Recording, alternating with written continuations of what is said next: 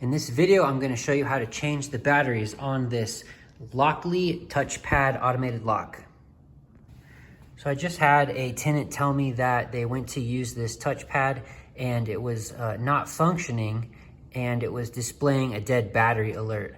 So there's two options when that happens. You need to change the batteries rapidly, or if they do completely die, you can use the key that's provided to open up the door to change the batteries. In this case, I came back the next morning and it's now functioning. Maybe the batteries have a little bit of juice left in them, so I was able to get in, and then you're going to be able to change the batteries on this back panel. So I'll show you how to do that next.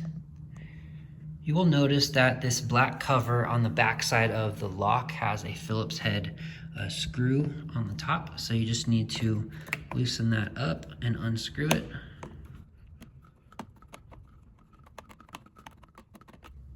Once it is unscrewed, you'll remove the plate just like that. Set that off to the side, and your screwdriver or knife.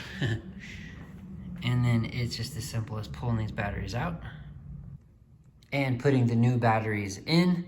Of course, like any appliance, make sure you install them in the correct order. Notice this side is the positive, other side's the negative. The side with the spring always gets the negative, so it does alternate. So put them in correctly. Once they're in after a minute, the system will light back up again. Go ahead and make sure that your code is functioning the way it should.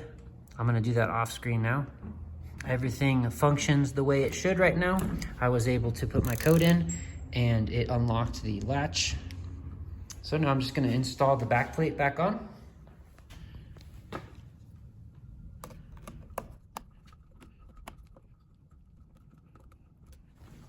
And that's how you change the batteries out on your Lockly automated touchpad lock.